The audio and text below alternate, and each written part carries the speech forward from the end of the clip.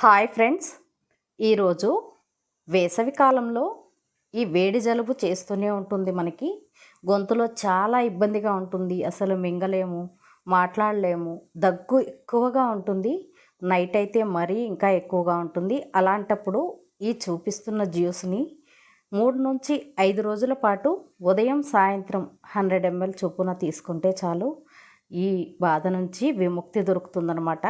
ఇందుకోసం పెద్దగా ఇంగ్రీడియంట్స్ ఏమీ అవసరం లేదు. ఒకే ఒక ఇంగ్రీడియంట్ అలా నేను చూపించే విధంగా తీసుకున్నారంటే చాలా ఉపశమనం దొరుకుతుంది. నేను ట్రై చేశాక రిజల్ట్స్ చూసిన తర్వాతనే మీకు షేర్ చేస్తున్నాను ఫ్రెండ్స్. సో ఇందుకోసం ఎలా రెడీ చేసుకోవాలో చూద్దాము. ఇందుకోసం 200 ml వాటర్ తీసుకున్నాను. ఇలా ఒక గ్లాస్ అనమాట, గ్లాస్ కొలతతో తీసుకోండి. 200 ml ఉంటుంది ఇది. ఇలా వాటర్ తీసుకున్న తర్వాత ఇందులోకి ఒక ఉల్లిపాయని సన్న ముక్కలుగా కట్ చేసి వేసుకోవాలి. సన్న ముక్కలుగా వేసుకుంటే బాగా ఉడుకుతుంది.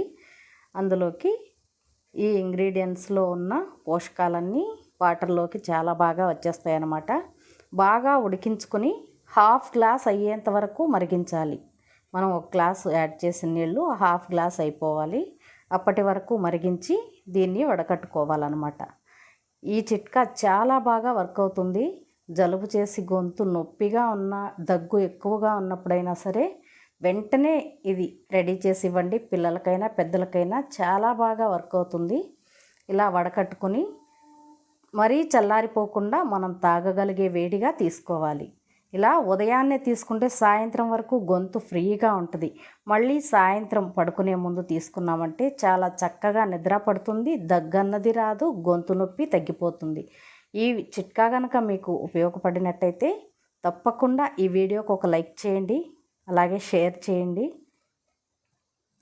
ఈ చిట్కాని మరికొంతమందికి మీరు షేర్ చేయడం వల్ల వాళ్ళకు కూడా ఉపయోగపడుతుంది.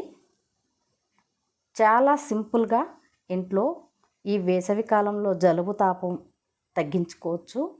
అలాగే ఈ ఉల్లిపాయ రసం ఒంటికి చలువ కూడా చేస్తుంది. ఆ విధంగా కూడా ఉపయోగపడుతుంది. కాబట్టి తప్పకుండా ట్రై చేయండి.